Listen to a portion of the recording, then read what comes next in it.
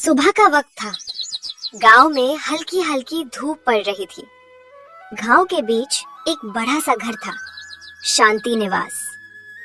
इस घर में रहती थी शांति देवी और उनके 3 बेटे और 3 बहुएं।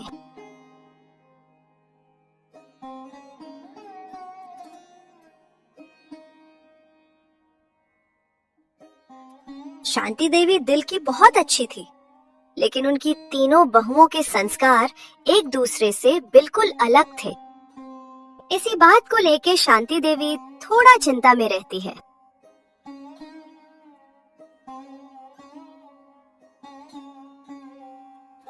शांति देवी की बड़ी बहू कविता, जो दिल की बहुत अच्छी है, पूजा करना, खाना बनाना और सबका ख्याल रखना उसे बहुत अच्छी लगती है। दूसरी बहू पूजा, जो हमेशा फोन में लगी रहती है, हाई स्टाइल लाइफ उसे बहुत पसंद है और काम से हमेशा दूर भगती है। और छोटी बहू नैना, वो एक अमीर घर की लड़की है, उससे कोई काम नहीं आती, फिर भी वो हर एक काम सीखने की कोशिश करती है। नैना भी दिल की अच्छी है।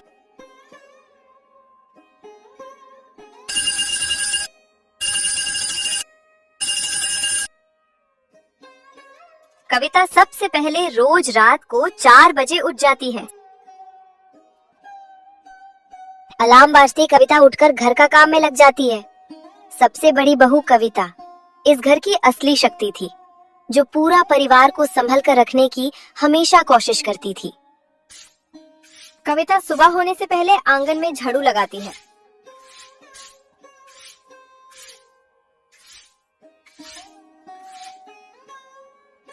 उसके बाद पूजा करती है और भगवान को बोलती है, हे भगवान, मेरे परिवार को हमेशा खुश रखना। पूजा अपने कमरे में शांति से सो रही होती है।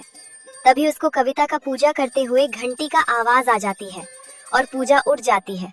फिर गुस्से में बोलती है, यहाँ इंसान थोड़ा शांति से सो नहीं पाएगा, सुबह सुबह हर दिन नाटक चलता रहता है। तभी पूजा का पति सुरेश उठ जाता है और हंसते हुए बोलता है, क्या हुआ पूजा, इतना शोर क्यों मचा रहे हो? तुमसे तो ये सब नहीं होगा।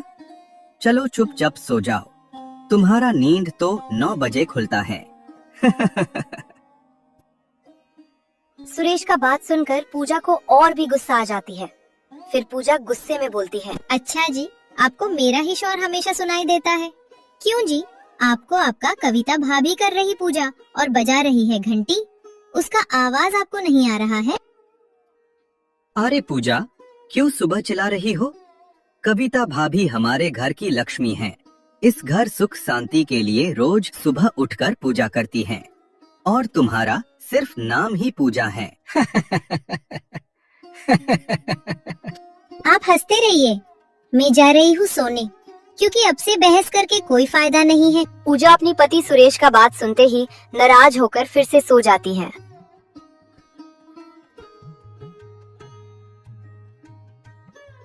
छोटी बहू नैना, वो भी घंटी का आवाज सुनने से पहले ही उठ जाती है और नहा धोकर रसोई में चली जाती है कविता का साथ देने। अरे नैना, तुम उठ गई इतना जल्दी? हाँ जी, मैं उठकर नहा भी लिए, अब मुझे किचन में जाना है।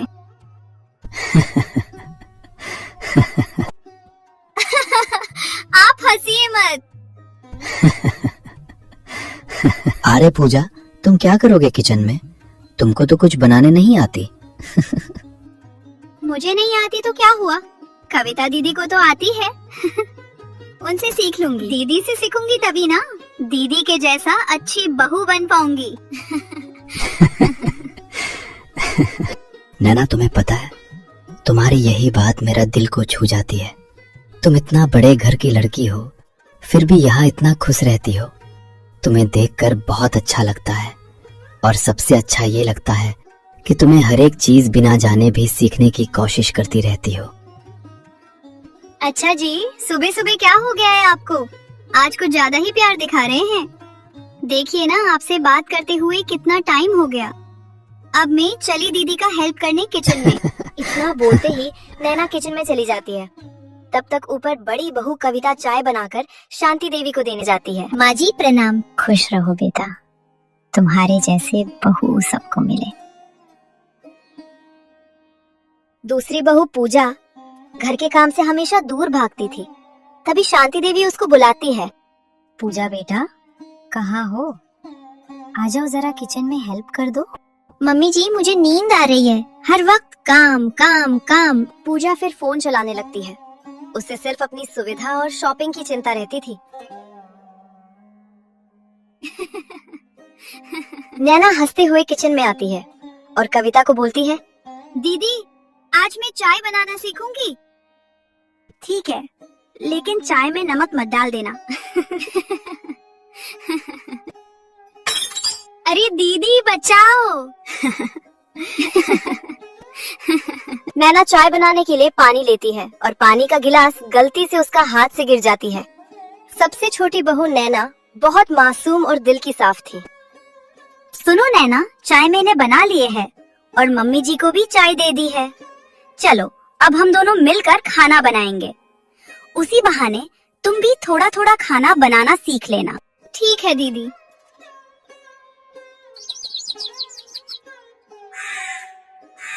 उधर बारिश न होने के कारण रमेश और महेश खेत देखने गए थे और दोनों भाई खेत में परेशान खड़े हुए थे। फिर बड़ा भाई रमेश बोलता है, क्या करे महेश, इस बार बारिश नहीं हुई तो बहुत नुकसान हो जाएगा। कैसे खेती करेंगे सब लोग? हाँ बड़े भैया, अगर बारिश नहीं हुई तो बहुत नुकसान हो जाएगा। हमें कुछ करना पड़ेगा बड़े भैया। हम तो थोड़ा देख भी लेंगे, पर लोग बहुत परेशान हो जाएंगे। पता नहीं इस बार इतना धूप क्यों है। इतना गर्मी में लोग काम भी कैसे करेंगे? ऊपर से पानी का चिंता। हाँ बड़े भैया, सही कहा आपने, इस बार कुछ ज्यादा ही गर्मी है। समझ नहीं आ रहा क्या करें। चलो घर जाते हैं और कुछ सोचते हैं। इतना बोलते ही रमेश और महेश उदास होकर घर चले जाते हैं। तो बड़े भैया आप क्या सोचे फिर? भी तो समझ में नहीं आ रहा है महेश। रमेश और महेश दोनों भाई थके हुए घर लौटते हैं। खेती को लेकर बहुत परेशान थे और खेती कैसे होगा, बारिश नहीं हो रहा है, उसी बारे में बात कर रहे थे। तभी कविता दोनों भाई के लिए पानी लेकर आती है।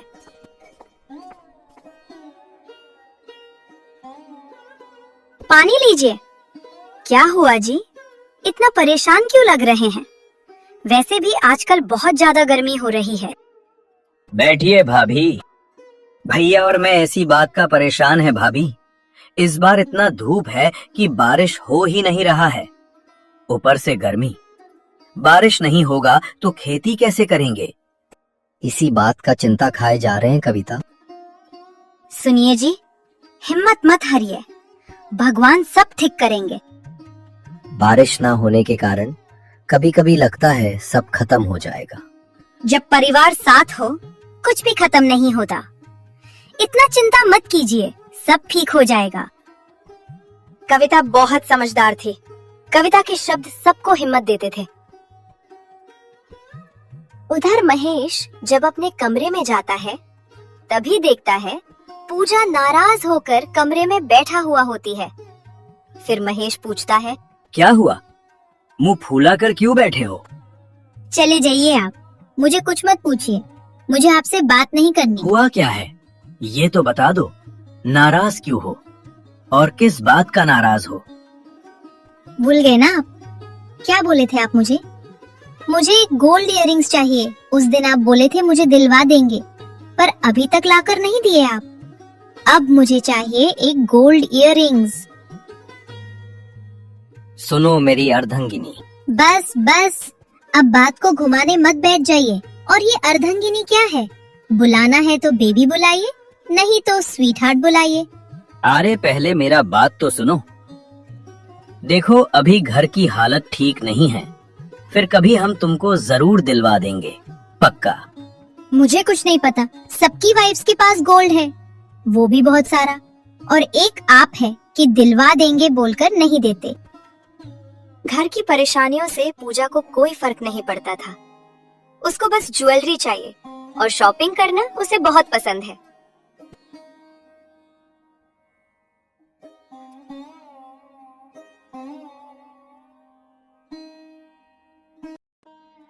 शाम को शांति देवी घर के बाहर अकेली बैठकर रो रही होती है।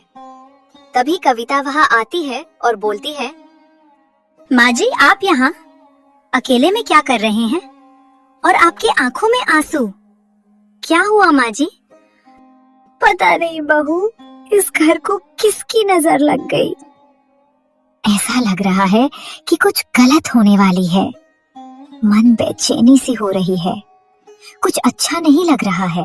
माँ जी आप चिंता मत करिए, आप मत रोए, कुछ नहीं होगा, सब ठीक हो जाएगा। माँ जी जो गलत करता है उसके साथ गलत होता है।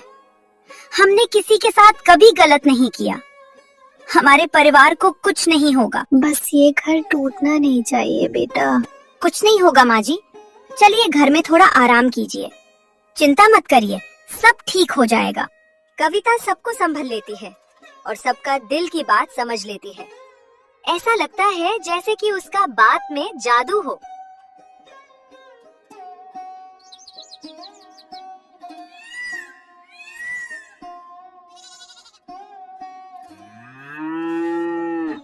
अगले दिन कविता सुबह सुबह जल्दी उठकर खाना बनाने लग जाती है, क्योंकि घर में रिश्तेदार आने वाले थे। दीदी, इतना सारा खाना कहाँ से बनाना सीखे आप?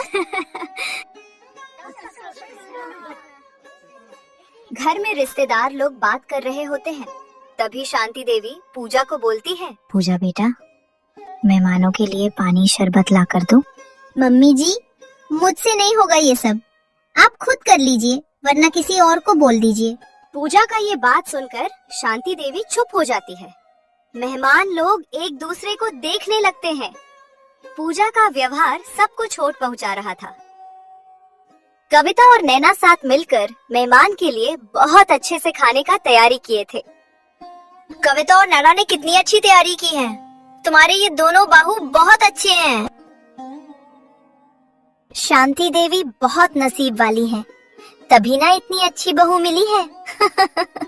हाँ दीदी सही कहा तुमने, कविता बहू और नैना बहू दोनों बहुत अच्छे हैं। पूजा सबका बात सुनकर दूर से जलन भरी नजर से देख रही होती है। हाँ मेरी बहू बहुत अच्छे हैं, चलो अब सब खाना शुरू करो।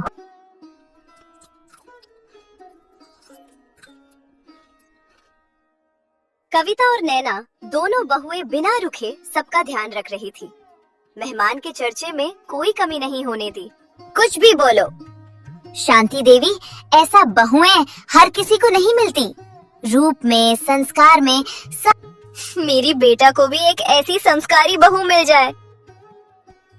सबके मुंह से अपने बहू कविता और नैना के लिए तारीफ सुनकर शांति देवी अपने मन में मन बहुत खुश हो रही थी। तभी वहाँ पूजा आती है और बोलती है, मुझे इस गांव में नहीं रहना, कोई चीज का सुविधा नहीं है, न लाइट रहता है न एसी चलता है, कोई चीज का कंफर्ट नहीं है, मुझे सिटी जाना है, नहीं रहना इस घर में।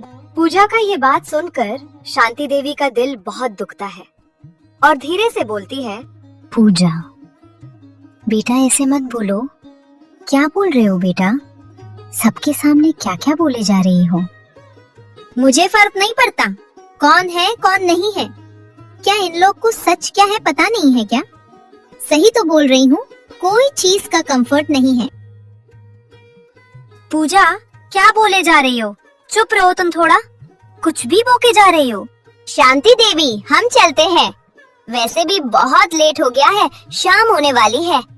हाँ हाँ आप लोग बात करो, हम चलते हैं फिर कभी आएंगे। हाँ जी हम चलते हैं, नमस्ते। मेहमानों के सामने हुई तमाशा शांति देवी को बहुत ज्यादा ठेस पहुंचाया था। शांति देवी कभी नहीं सोची थी ऐसा भी कभी परिवार में होगा। सबको बहुत दुख हुआ, सिर्फ पूजा को छोड़कर। पूजा को कोई फर्क नहीं पड़ा।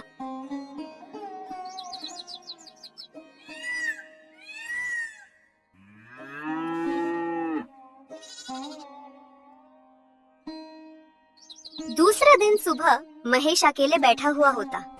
तभी पूजा आती है और बोलती है, सुनिए जी मुझे आपसे कुछ बात करनी है। हाँ पूजा बोलो, क्या बात है, क्या हुआ?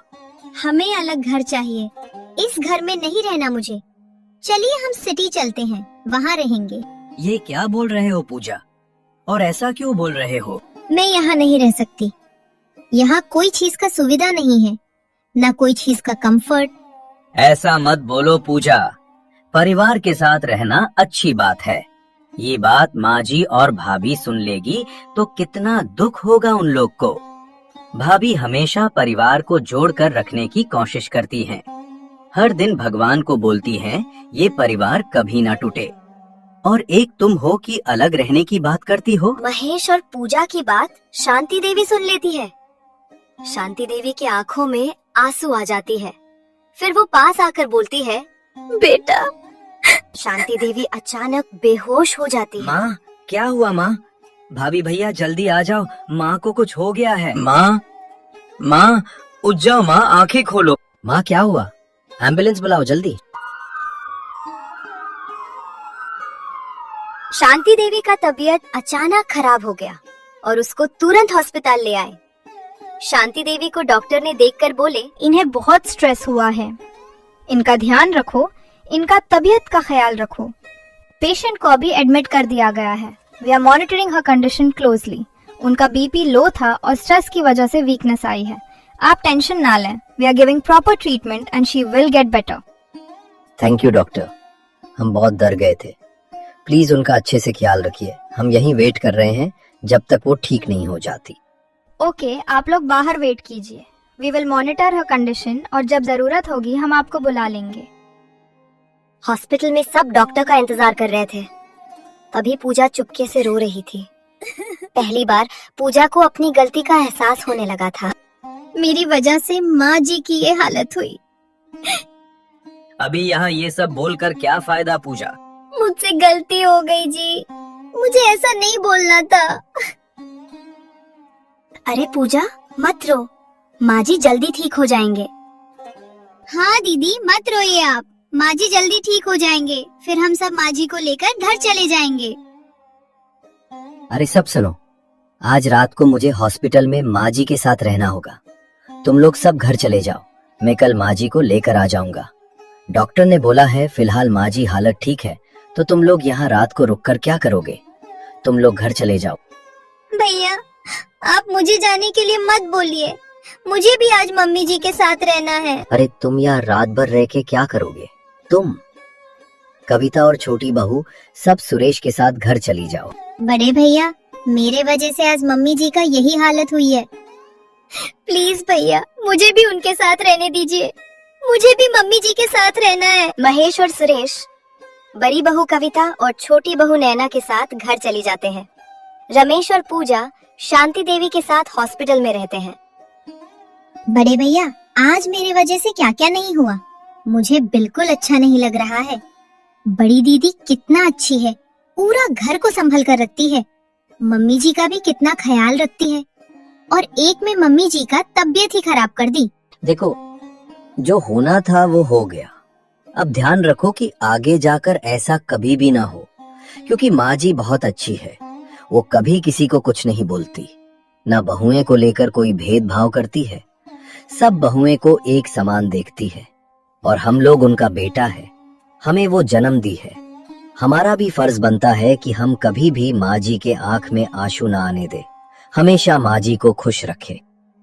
सही कहा बड़े भैया, मैं भी हमेशा मम्मी जी का ख्याल रखूंगी, बड़ी दीदी के जैसा अच्छी बहू बनूंगी। आज के बाद मैं इस घर को कभी नहीं तोड़ूंगी, मैं भी एक अच्छी बहू बनकर दिखाऊंगी। सुनो, बात घर तोड़ने की नहीं है, बात यह है कि जैसे हम 3 भाई माँ जी का बेटा है, वैसे तुम 3 बहुएं बहू नहीं माँ जी का बेटी हो, और माँ जी ये कभी नहीं चाहती कि उनका बच्चे लोग अलग हो जाएं। इसलिए वो तुम्हारे बात बर्दाश्त नहीं कर पाई, पर मुझे खुशी इस बात का है कि तुम्हें अपना गलती का एहसास हो गया है। अब चलो हम तुम्हें माँ जी से मिलाते हैं, माँ जी भी तुम्हें यहाँ देखकर बहुत खुश होंगी। चलिए भैया।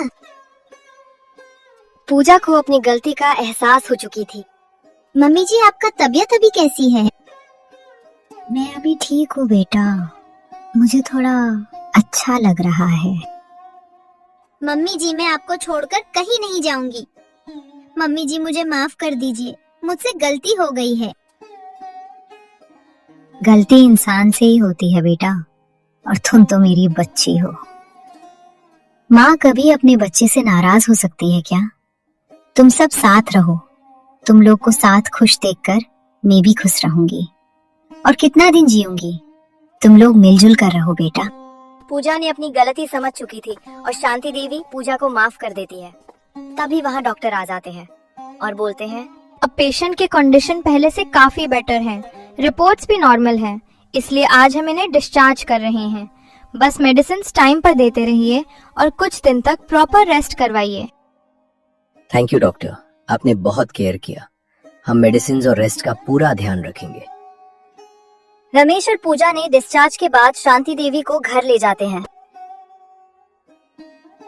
तीनों बहुएं एक साथ किचन में सब हंसी मजाक कर रहे थे।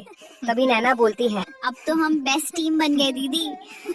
प्यार और संस्कार ने फिर से घर को जोड़ दिया। अब सब साथ साथ रहने लगे हैं। घर दीवारों से नहीं, संस्कार से बनता है। जहाँ सम्मान, प्यार और एकता हो, वही असली परिवार होता है। संस्कार और परिवार का साथ हर मुश्किल को आसान बना देता है।